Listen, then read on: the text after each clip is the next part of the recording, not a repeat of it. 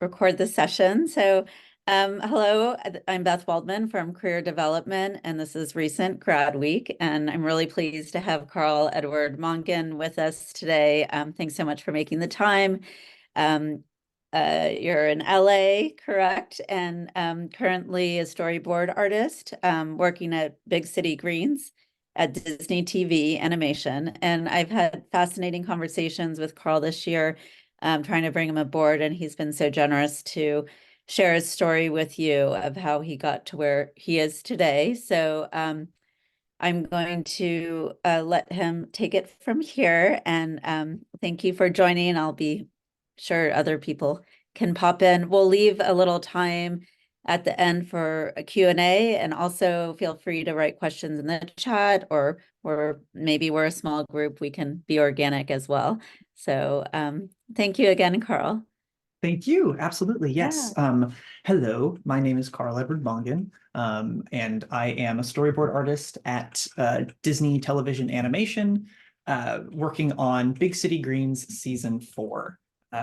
I graduated from CCA in May of 2020, which struck me very recently that was 4 years ago, and it almost made me want to cry. And since then, it's just been, graduating from an art college, a lot of like uncertainty and figuring it out and making a place for yourself.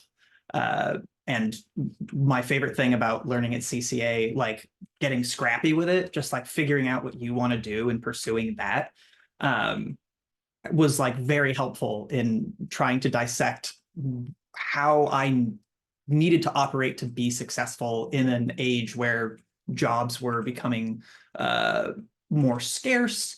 And during the pandemic, everything was remote, so it was harder to connect with recruiters. So I learned a lot, and that was very helpful. And I'll be sure to share a lot of that with you today. I'm glad this is being recorded because it makes me giggle to like start the intro. And it's like just us four. Hello, but I don't mind. I think it's fun.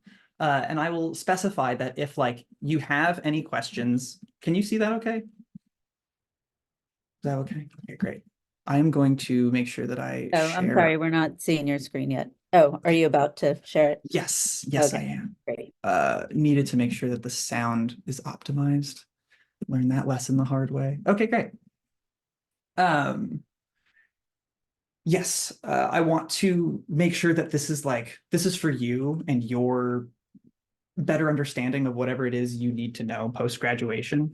So feel free to interrupt me at any point. Like, I do genuinely want this to be organic because I can trail off on something that may not necessarily be useful to you. And I want to make sure you get the most out of this presentation, but I'll go quick. Okay. I also wrote notes so that I don't forget things. Right, loosely structured, already said that. Oh, I should clarify that my opinions are my own and may not reflect those of my employer. That's always just very important to say, I have found, especially when your employer is the litigious mouse. Okay, so these are things that I like. These are things that I dislike. Pirates of the Caribbean, Halloween, chocolate, drawing, walks through Golden Gate Park. That was my favorite thing to do at CCA. I think I did that like once a week, just casually from the Embarcadero to the beach. And it was very fun and very goofy. I thoroughly enjoyed it. Dislikes, the Kardashians. No one should have that much money and not know how to spend it. Math, I can't do it. Redacted, self-explanatory. Drawing, waking up. Love drawing, hate drawing. That's just the way it goes. I use he, they pronouns. I'm a glorified clown, except for legal reasons. I can't say that I'm a clown. Nickelodeon told me that one. We'll get into it. At CCA, I had the opportunity to work for a nonprofit at UC Berkeley called Offie Health. And it was just like a really random opportunity that we got emailed about at CCA. And they were looking for animators. And this was a bunch of grad students at UC Berkeley who didn't understand an animation pipeline. So they hired some people who we kind of had to figure it out as we went along. And it was one of the most like rewarding and challenging experiences because we did a little bit of everything. I was hired on as a storyboard artist, but slowly like began doing more. So I was responsible for some character designs, storyboarding, like animatic editing. And this was all for making videos to explain pediatric conditions to children to make sure that they understood what was happening in their bodies and that they felt safe. And that was important because I grew up, still have severe asthma. So it was like really important to me that I think the thing they pitched me when they asked me if I wanted to do it was asthma videos. And I was like, that would be really cool. Because it's one of the scariest things as a kid to just like not be able to breathe very casually. And so an opportunity to like reassure somebody, that was very nice. So besides like trying to find things that were just jobs, it was also trying to find things that aligned with who I am and what I wanted to do. As you can see, did some props during COVID. We kind of just shut down the video production part and started making coloring pages to help families keep kids entertained while like teaching them about things. Post-grad, this makes me laugh, rolled off. I graduated May of 2020. And by graduated, I mean we were all sent home in like mid-March. And then I just started having to find jobs because animation just seemed like it was at a standstill. So I was a dog hotel receptionist for a single day because they tried to get me to sign away my right to a lunch. I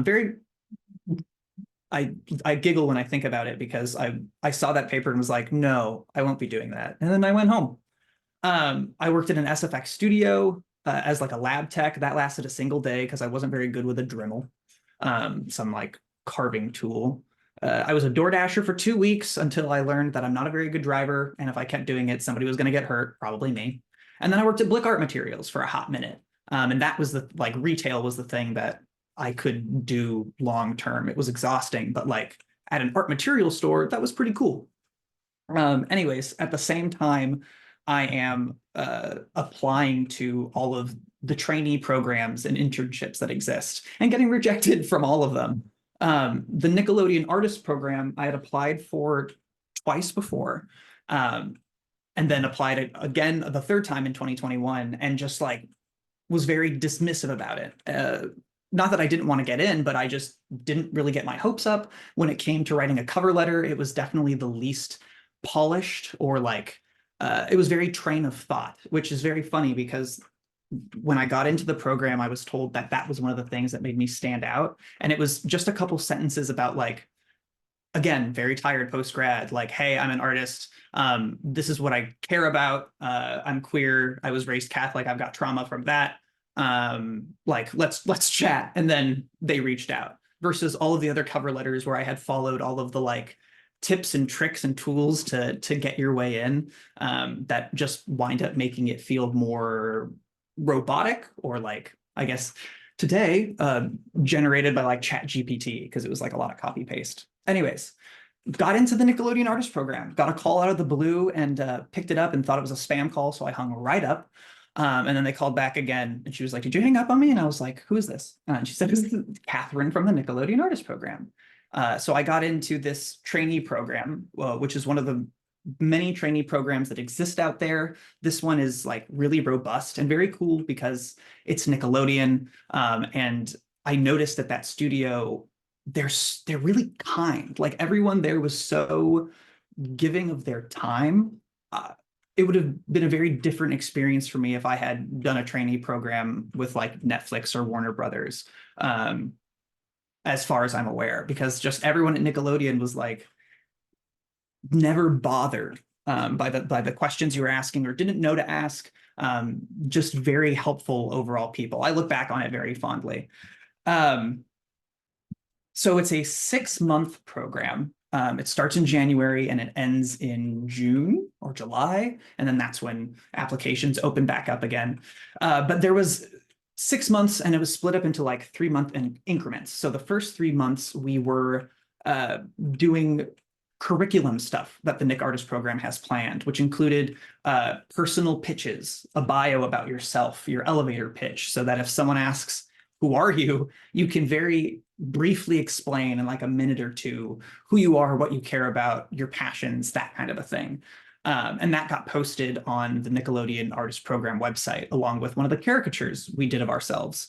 We also had to make an art book together. It was a cohort of 5 of us that year, and we had the opportunity to basically make this book calling card, business card, and self-edit, self-publish, basically.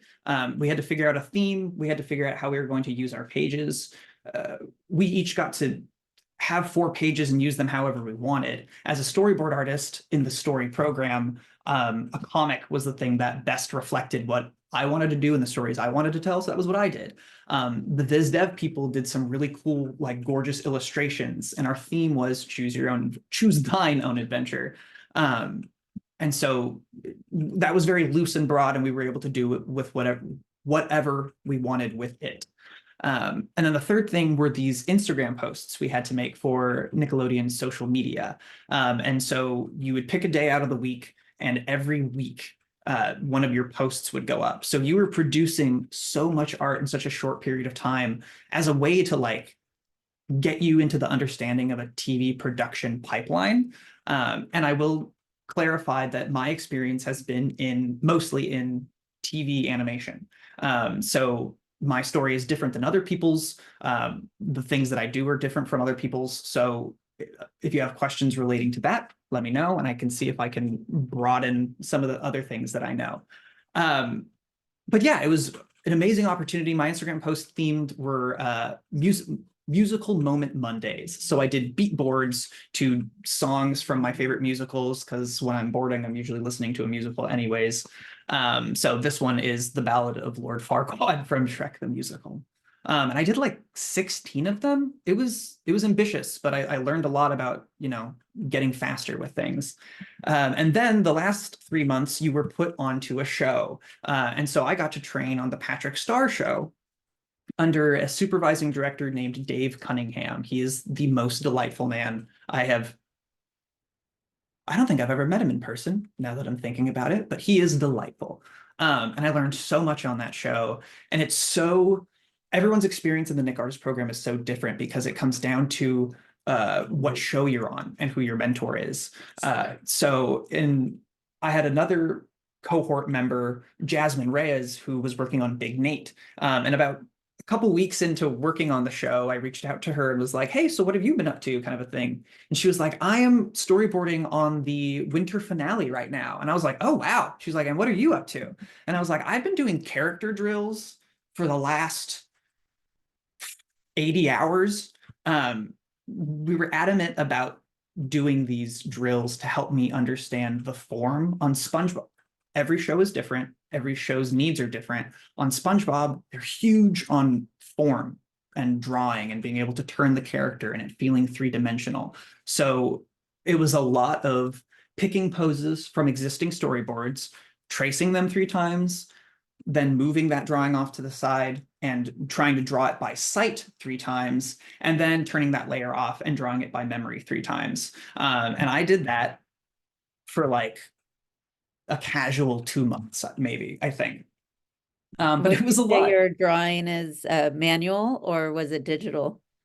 These were digital. This was in Storyboard Pro. In the TV pipeline, Toon Boom is kind of God for some reason. So a lot of shows will use Storyboard Pro. Every show I know of uses Storyboard Pro, the program. And then oftentimes that can be exported into Toon Boom Harmony, which is their animation package. Big City Greens and SpongeBob do not use Harmony. Those 2 shows are animated on paper overseas. We can get into contract and vendor studios, because that is a very big conversation. But yes, all of these drills, a ton of drills, just to get the form and understanding of these characters. And as frustrating as it was, and having to redraw things a million times, I felt myself get better. And that was so rewarding to be able to see just how far I'd come. At the end of the program, the idea at the end of the 6-month Nickelodeon Artist program, pardon me, dry mouth, is to get you a job at the studio. And luckily for me, the SpongeBob universe was expanding. I got an email one day when I was working at Nick that said, we're now calling SpongeBob the SpongeBob universe. And I was like, that required an email? So things were expanding. So there are two spin-off shows from SpongeBob. There's SpongeBob, there's the Patrick Star show that I trained on, and then Camp Coral, which was the CG show that is about SpongeBob and friends at summer camp when they were kids. And I was a revisionist on that show. These are some of my favorite drawings from it. Being a revisionist was a lot of cleaning up existing drawings. Like, this background isn't mine, but the characters' drawings are. Making sure that whatever the director needed, you were working like directly under a director, whatever they needed edited in these boards would happen. So sometimes it was like simple drawing things, or maybe for this one, I think it was like he was doing a different gesture and we wanted big finger point. So you're applying and editing as you go along. These characters are insane. I just liked drawing them. You remember Nosferatu from SpongeBob? This is Kid Ferratu, the kid version of Nosferatu. This show's genuinely pretty funny. This is just all of the weird campers. And then my favorite Sandy drawing that I ever did. And a lot of these things, it was crazy to see these come out as 3D models later, because every drawing, like a crazy drawing like this, absolutely breaks that 3D model. So the studios that were actually making the animation would have to like edit and warp or just make a new model specifically for like a single pose. We had a meeting about that later where we're like, hey, we need to chill out on the special poses because the CG studio is swamped and things are coming back like really late. So that was just something. During a hiatus on Camp Coral, hiatuses are built into your contracts. The season, the way that a production timeline works, the storyboard artists are going to be working at the beginning of a production timeline. And then at some point, all of the storyboards for that season will be done. And then it'll go to all of the artists, background artists, color designers, etc. And there's a point where those stop overlapping and the storyboard artists are no longer needed, even though the season is still running.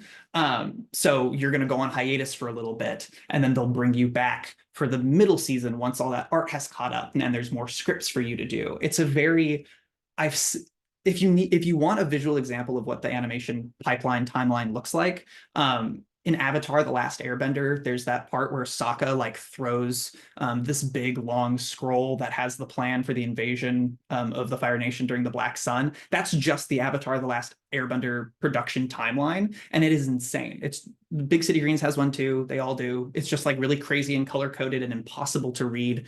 I have glasses, but still impossible to read. So during a hiatus, Big City Greens reached out and scooped me up. They were doing a movie. And what was really crazy was I did a storyboard test with Big City Greens in 2018. Make sure I'm on time.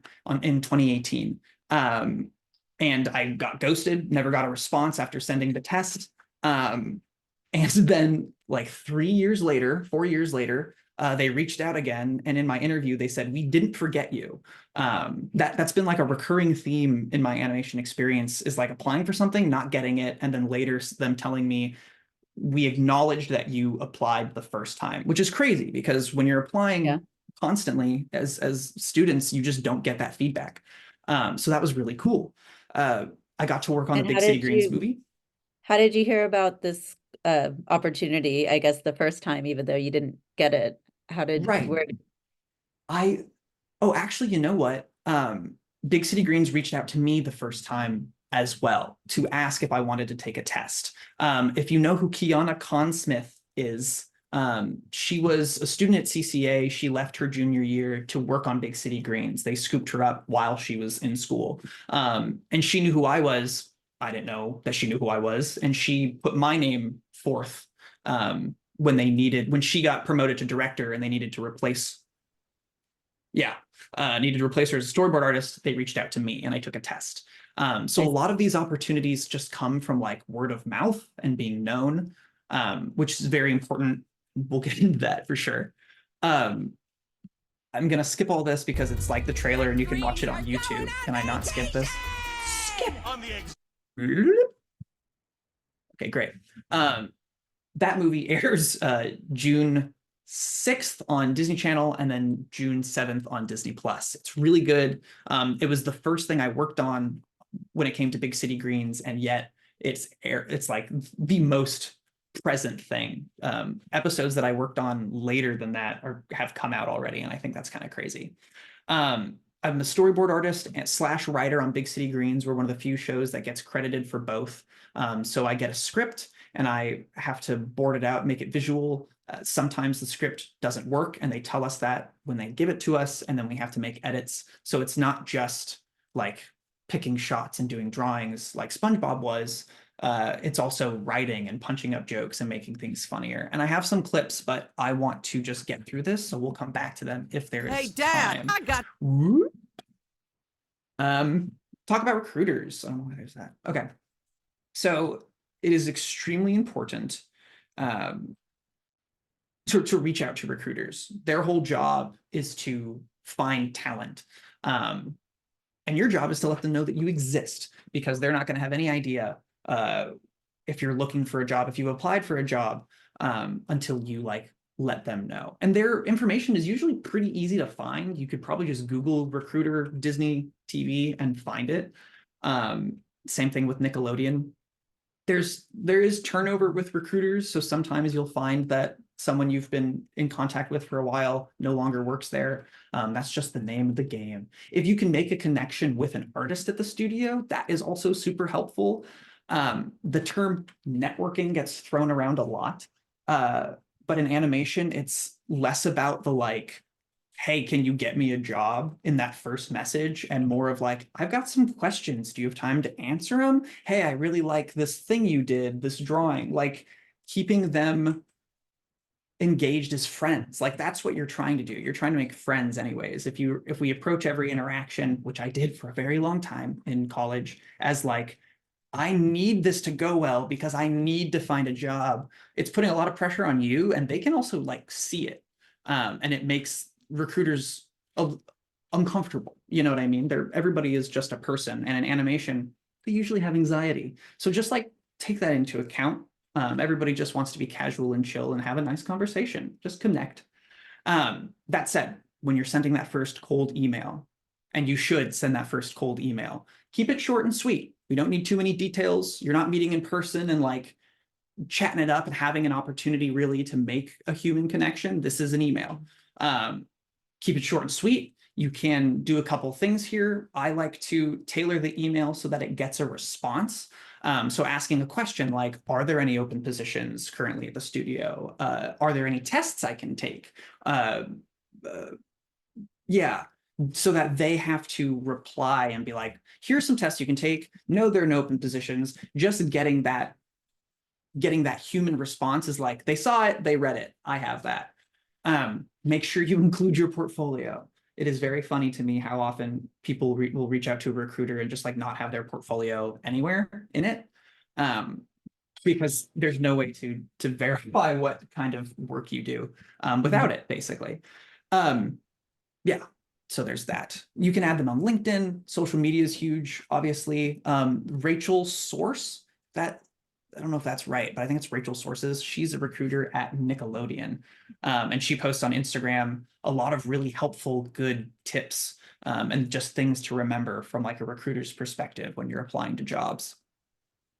I had a Tests. question about, the test. Oh, good. That was what I was wanting to hear more about. Yes. So often a studio will reach out about a test. That's been my experience. I do know people who have reached out and said, hey, I know you don't have any open positions. Are there any tests you're sitting on that I can take? And they'll send those too. It is a helpful thing for you to have to like do a test in someone else's style, basically. That said, the Animation Guild has been cracking down on unpaid tests because it's unethical and you should get paid for your work. If a studio is reaching out to you trying to get you to do work, they have the money to pay you. They're billion-dollar companies. Respond and say, hey, can this be a paid test? Is this a paid test? The worst thing they can say is no. And then you can choose to either take the test or not take the test. But at least you've asked about getting paid. And it really helps demonstrate that a studio just can't do whatever they want. You're young and you're green, but green meaning new, but you understand how to value yourself. I think they get a little like, oh, they want money. If you take an unpaid test, the Animation Guild, and you tell the Animation Guild, more often than not, I think if it's within a year, they will get you compensated for that unpaid test because it's just not supposed to be happening. There's an entire committee dedicated to that. So that's important. Now, tests look different between shows, between positions. These are some panels from Storyboard Artist tests that I did. One for Cartoon Network on a show called Tig and Seek. I was given a 1.5-page script and was told to board it. So that was very like cut and dry. Here's the assignment. Big City Greens was a little bit more vague. I was given a scene outline. And there's a big distinction between a script-driven show and a board-driven show. Script-driven shows, self-explanatory. They have a script first. Board-driven shows, it's usually an outline, and it can vary in length, like anywhere from like a paragraph outline of here are the beats to multiple sections. This one was a single sentence outline, and there was no limit on length, but you wanted to keep it short. I always recommend between 150 to 250 panels. Anything over 250, it just gets long.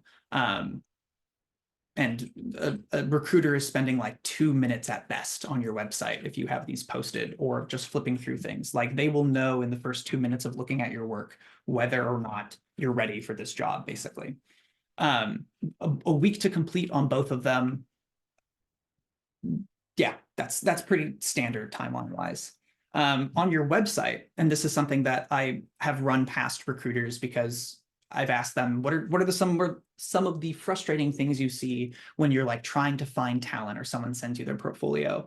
Something that comes up a lot is people not having their names on it, which is crazy. Make sure your name is on your portfolio, like very large, easy to see, and also what the job is that you do. If you are a generalist, you do multiple things, make sure each of those subjects get different tabs in your portfolio.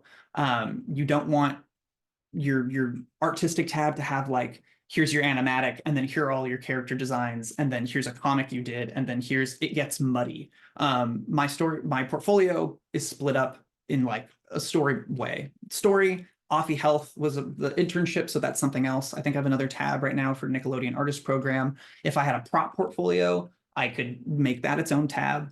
Connect your social medias. Social media is huge.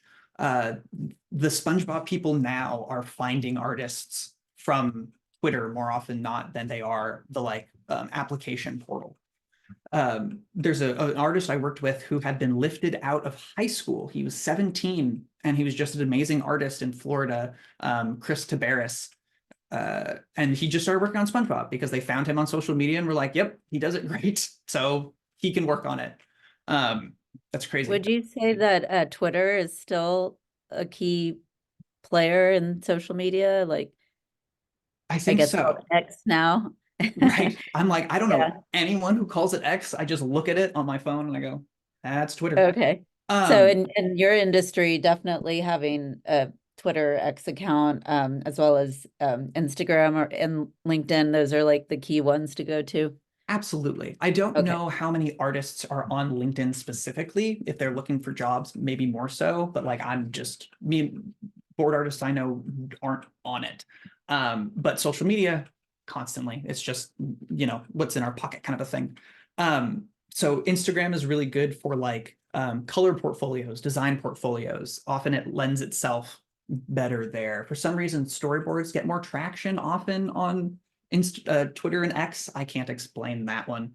Kiana Consmith was found from Big City Greens from Twitter because she put, if a teacher has ever told you, don't post fan art, don't do fan art, they're wrong. Kiana was hired because of the Pokemon fan art she was doing and all the followers she had accrued drawing Pokemon fan art. In fact, she just boarded directed on a Pokemon short. So like things come full circle, make the art you want to make. For your portfolio, for a story thing, I'll make this fast. There's 2 ways to do it. Having a single story panel that you can click through. Those are my preference because then you can see, each thing over the next. That's animation. Or you can put a bunch of images on a single board. That's more of like for feature animation portfolios, because with fewer poses, just being able to see the different shots can be very helpful. But more often than not, they want to see the one story panel thing. So that's that. Again, personal preference. Do like 3 to 5 of your strongest samples. Limit them to, I say 200 boards max here. 250 is what I've heard. Keeping a story that tight is really hard, especially when you want to add poses. So just, make sure everything that is there is essential. Craig Good, I think one of my favorite things he taught us was in visual storytelling, there are 2 lengths of student films, too long and way too long. And that has always stuck in my head. So like your inner editor of like cutting things down and making sure it's short enough to be seen and swallowed in one take by a recruiter or a director is very important. And then self-care. Cannot overstate how important this is. I got into a car accident that messed up my wrist. And so I'm having to be like even more aware of my body. And as artists, I think we naturally are like, body, schmoddy, I'm drawing. And then you have chronic pain. So take care of yourself.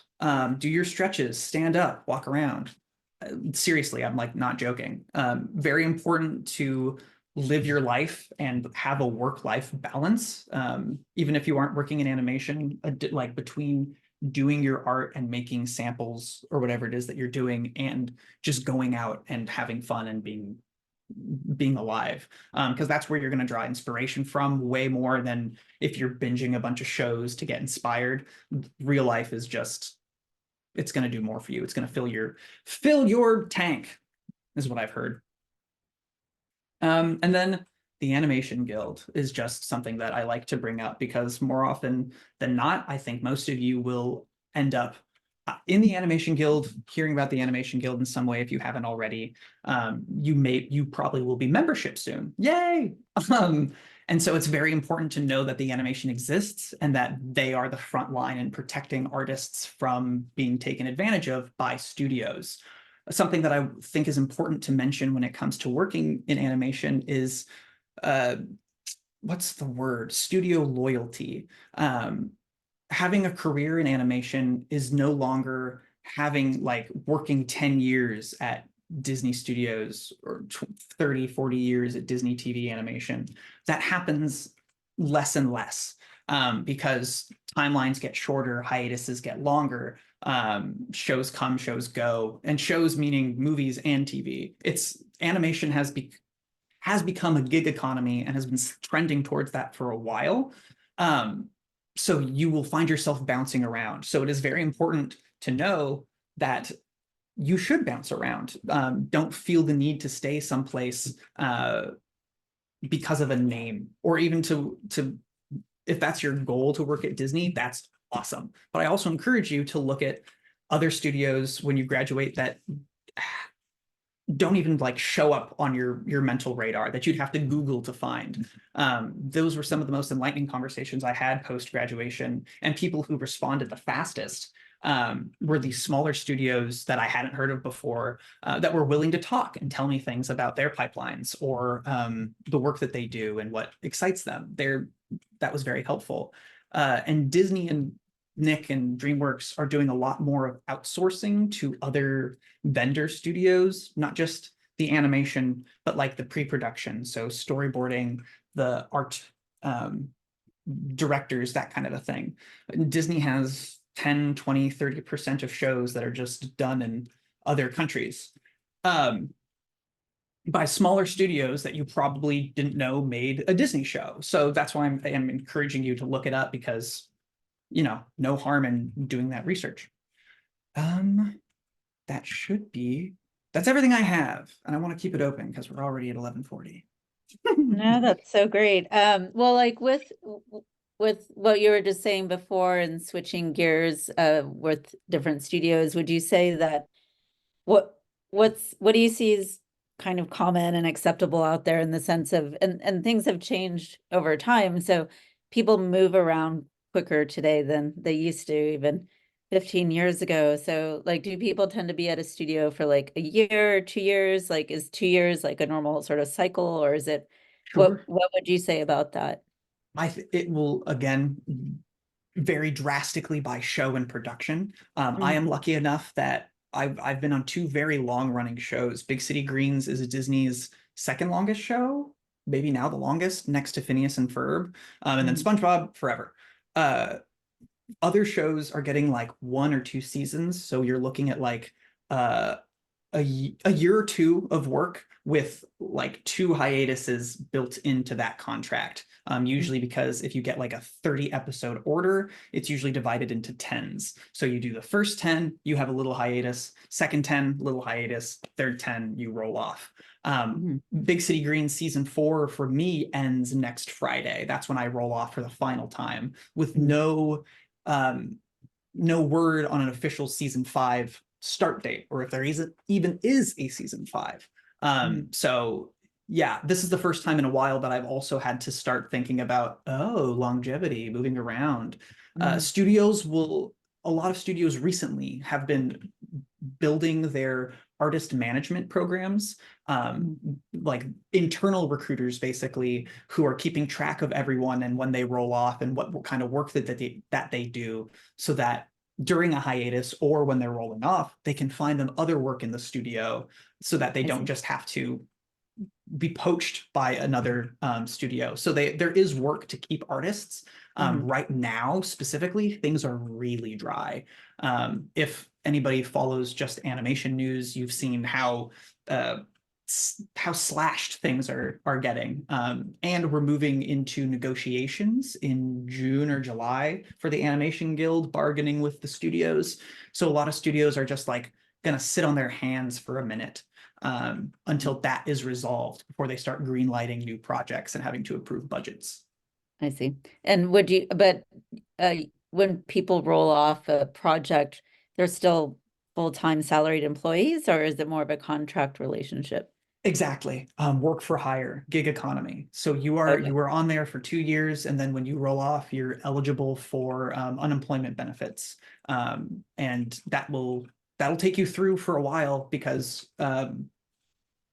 you can to sorry, to be eligible for those unemployment benefits, you need to be applying to jobs. And luckily in animation, you can be applying to jobs and just get no response. So you can sit on unemployment for a hot minute. Not that you would want to, I see. but that's just it's just how it goes. No, Um, that's great to know. Well, I want to be sure all the students have time for questions. I can always ask questions. It's so interesting. Who would like to, would anyone like to share a question, Robin? I wrote down a couple of them. So the thing that I always had issues with was making my own storyboards and trying to manage like how do I even start? Because sure. I've come up with like little mini story ideas, but then it's just a lot of work to like write your own script if you needed one or create your own characters and everything else. I'm trying to be fast paced with it, and then it's just a lot of brain energy. Right. And so I didn't know if there's like a resource out there for any like when you've done stuff, like if there's any scripts online that you've gone off of or any story ideas that you just do storyboards off of or anything like that. I would say one of the this is so goofy, but like one of the biggest resources, I think it was from a rules of storytelling book from Pixar, and it's super short, and honestly it was kind of a waste of money, but it had something important in it that was just the like structure of how most stories get written, very basically, once upon a time there was, etc.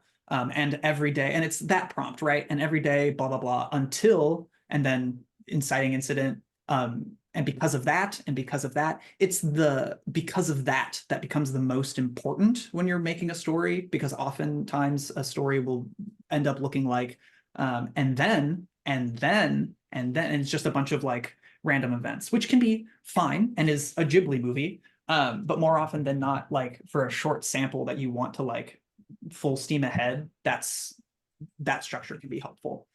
um what was the other part of that, not of that structure, but of like of writing stories? Oh, there's a lot of people who will just like, if they have a favorite podcast, will take a section of something they liked from there and storyboard it and like just place the characters. I've seen it a lot for like D&D podcasts, and that can be super helpful if like you're not being able to come up with your own ideas right off the bat.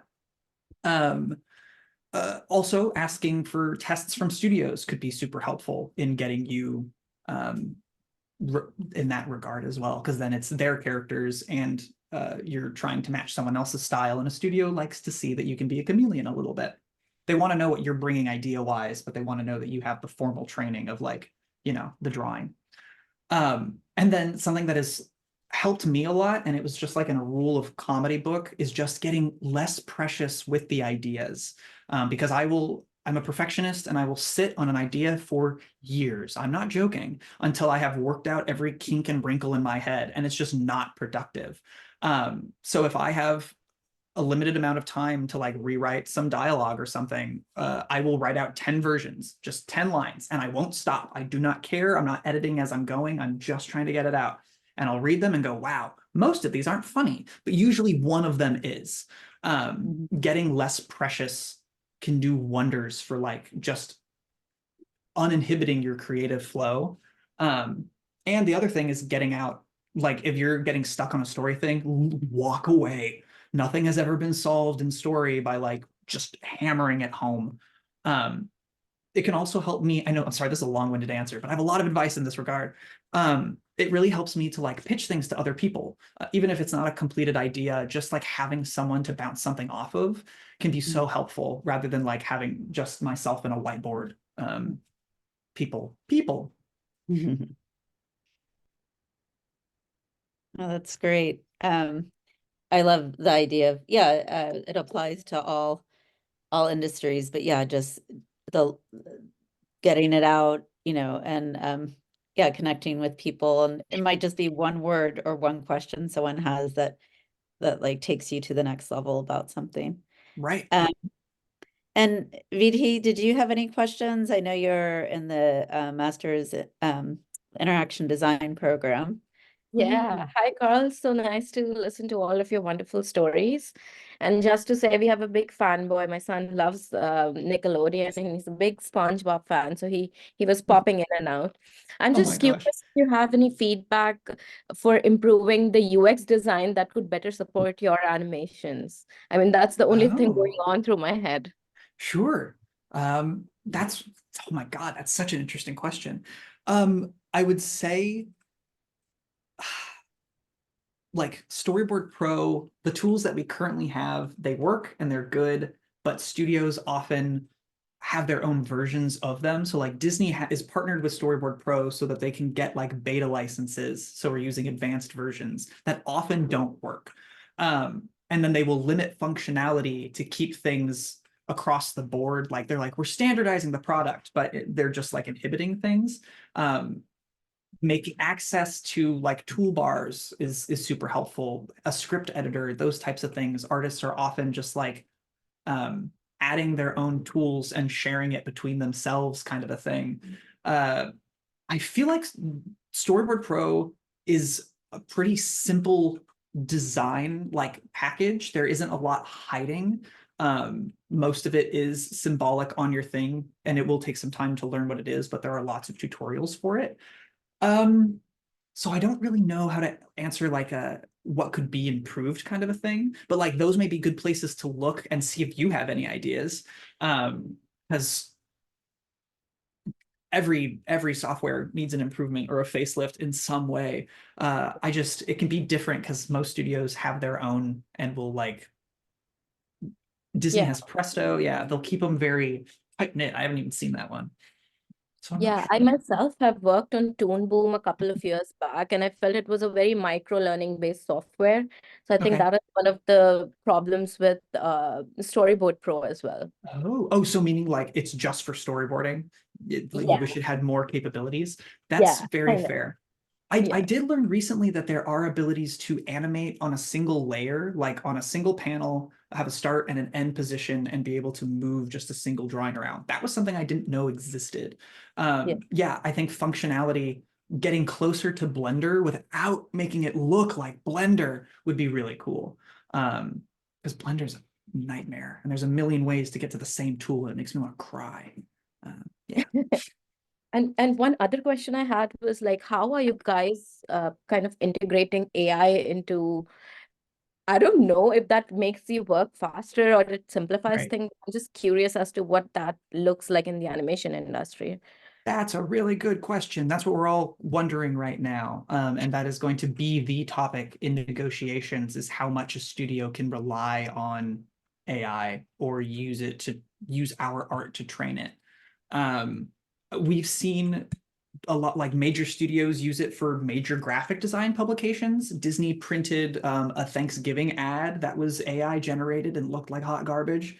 So like it's happening. As far as it like taking the place of individual artists, I don't see that as being entirely possible. The things that it creates, there have been multiple cases in the animation industry, I don't think within guild studios, but outside of that, where directors are being asked to take prompters and like be their director and generate art for a show from it. And the prompters are getting frustrated with the critiques that they're getting because they don't have the eye for what we do, what we've learned.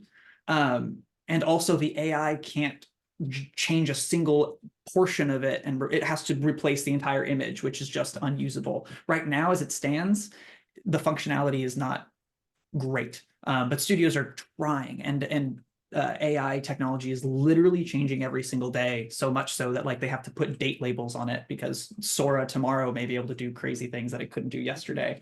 I think it's going to be used in art first before I think it's used in storyboarding, because the sequential storytelling part of like connecting shots, I think is going to be lost on a training model until it is trained by storyboards. But even then, it doesn't know when to make these choices. When it comes to art, I've heard art directors talk about how it could be used for like extending a background. If there's an existing background, and just like, oh, we need to widen out a little bit, can we throw this into a generator and like make the fence go longer, the sky go farther, etc. I think that will then require an artist to step in and tweak the things that don't work. I do think it's going to end up being fewer artists, like more work to be done correcting AI generations. We will see though, because that is currently IATSE, like that's our parent union, is negotiating with the studios, and whatever they say, that's like the basis for our contracts. And so AI is a part of that as well. So we'll see. This is going to be a very interesting summer. I do encourage you to like stay posted and informed with what the Animation Guild is up to, because AI is coming, / it's already here. Right, it's Yeah, definitely come on stage full center. Mhm. Alyssa, did you have any questions? I'm glad you're able to join. If you do, feel free to pop in. I was curious, just I know we just have a couple minutes left, but I was curious about how maybe you could talk a little bit more about how the external studios, especially those international studios, work with, say, Disney or, these bigger companies that, a lot of Sure. graduates are like, oh, I want to, work here, at all the big companies. But then, you go to the websites or the career page, you see tons of international offices and opportunities that are international. But obviously, a lot of people want to be in the Bay Area or LA or at least Right. national. So, like, what are the, yeah, especially at the entry level, I mean, is there, I think you said you, in addition to the artist program, you went into an apprentice program? Did you also go The into like an another internship. program? Yeah, or the internship? That was like while I was at CCA. Oh, right, in the Yeah. summertime. Right. And it was it was through the year. I think it wound up being like a year and a half of just being paid. It was like minimum wage, I think, because it's not union or whatever. I would say there are smaller studios in Los Angeles, in those areas, like Titmouse, and Titmouse isn't even that small anymore, but there are smaller ones that, because they're within the confines of what is called a geo fence, the Animation Guild has a geo fence in around LA County. Okay. That if you're within there, the base pay for a storyboard artist at Disney and this other place is going to be the same. You're allowed to negotiate up from there, and you're encouraged to, but like the base pay is the same. So that is always an encouragement to not necessarily look for Disney, because it doesn't necessarily mean big bucks. And then as far as like international studios go, ever since the 80s, there was a strike in the 80s where there were scabs. And the Animation Guild kind of crumbled under the pressure of the strike, and the studios won. And in doing so, animators lost the ability, lost the fight for residuals, residual pay for work that appears on screen, as well as a lot of animation jobs in this country. Most of those became overseas. So SpongeBob and Big City Greens rely on multiple studios, but the biggest one being Rough Draft Korea, RDK Studios. And they're huge. They make more than you can possibly fathom. But we're getting to a dicey place, because Disney likes that because they can pay them significantly less. They do way more work. And then often those studios are so pressed by how much work they're getting, but they want to be able to do it all, that they will then start outsourcing to even smaller studios that they know of without telling the original studio. So, for example, some news broke recently about how final art and animation was found on North Korean servers from studios within North Korea that exist. And there's a trade embargo. There isn't supposed to be work going there. But they worked on Invincible, and they worked on Family Guy, and they worked on The Simpsons, and they worked on, because the lack of oversight of sending work someplace else, the point is less pay and we get more back.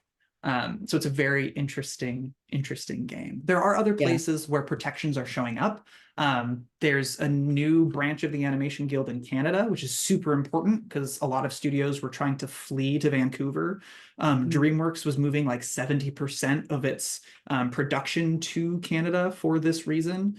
The UK has slightly more protections. It's just so different because other places have healthcare built in and we don't. So the pay winds up being more. It's a very interesting game. I'm still not sure how to navigate that entirely. It's a big conversation when it comes to a potential strike, how effective that can be if there are studios around the world that will just pick up the slack, basically. Right. Yeah. That's a game. And Robin, you had one last question? Yeah, I mean, I wrote down a couple, which was, I know it's tough for people to get jobs, and I wondered if location was a part of it, which I have like coordinated with people to see like how I can make that work. Like if I put down like open to relocation, stuff like that. And then the more bigger question was, other than Storyboard Pro, which I know that's popular, same thing with Toon Boom. I don't know if they're the same thing. I'm not good with that, but do you have any recommendations for like budget software or free software for people that can't afford the bigger ones? Right. Okay, so Photoshop isn't even that, like, is not cheap either, but that's the other one that studios use, or feature studios will use Photoshop and just have different layers be different panels. Storyboard Pro is just built with the functionality of being for storyboarding, so it is significantly better, but you could do it with any like CSP, Clip Studio Paint. If you just like save each panel individually, you may be able to build a workflow where you just like, when you save, it exports the image and you move on, kind of a thing. I always just found it really complicated because I like being able to see things on a timeline. You could do it in Procreate. I've done some like little beatboard samples in Procreate, and you just make the aspect ratio the same thing. Honestly, their new program, their animation program, I haven't used it, but I wonder if that could be used more effectively for storyboarding because of the timeline ability, but things to look into. I'm sorry I don't have more on that. For some reason, animation loves to like keep a rope of money around it. No, you're good. Like What I've always done was I've done Procreate a little bit. And then I did like Photoshop, and I timed it myself, which I know normally we don't time it ourselves, but it was because it was for my thesis. And I had like voice acting and stuff like that. So that's why I did that. No, studios love that. When I got hired for the Nick Artist program, they told me that my senior film was the thing that like clinched them.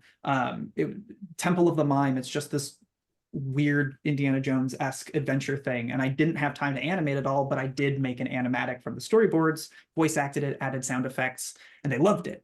So it's definitely not in your job once you have the job, but in order to get that job, sometimes you got to do some other like random skill things that grab their attention.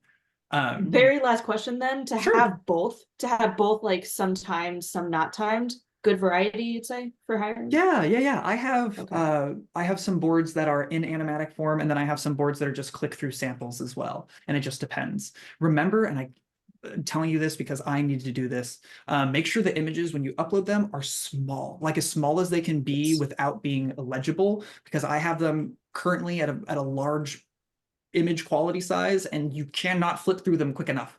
And so it like takes a second to load, and that would piss off a recruiter. Yeah, so that's helpful. As far as remote work goes, there's tons of remote work. A lot of studios have just built that in since the pandemic. The Animation Guild is trying to like rein it in, definitely, but there is work. Again, if a strike comes, there is no work, because then it is scab work, and the Animation Guild likes to keep a list of like the same way SAG did with its strike. If you were to scab, they keep a list and you can no longer join SAG. TAG is the same way. But as far as like getting work in a normal contract year, SpongeBob has like multiple international artists at any given point when I was working on it. The options have never been greater for remote work, quite frankly. They may just not be through a union shop, but we could talk more about that if that's something you would like to discuss. Yeah, I'll email you after this. Beautiful. And I'll have much more time after next Friday, when I am no longer working on the show, to like answer questions that you may have. So feel free to reach out, seriously. I am a resource for you. Yeah, well, you're amazing, and thank you. Like, thank you for all this information, and for yeah, just all the authentic in and outs of the industry. I think it's really helpful for everybody. Be happy to share with the larger community too. But and you're so fun. So thank you. Thanks for all your energy, and Of course. yeah, it was great to have a small group, but I know there were many more who were very interested. So I'll email them the link. And Fantastic. yeah, well, thank you, Carl. Hope to connect soon. And yeah, I've loved this presentation. Thank you everyone for joining. Thank you. I greatly appreciate you taking the time to bring me in. I know there was a lot of information I wanted to share. I don't think I touched on some of my notes, but I hope it was enough where you like feel motivated to get running, basically. And again, if you have any other questions, please feel free to reach out. Okay, Thank thank you. you. Yeah, great seeing Thank you. everyone. Have Take a care. good day. Bye. Take Have a care, good everybody. day. Bye-bye.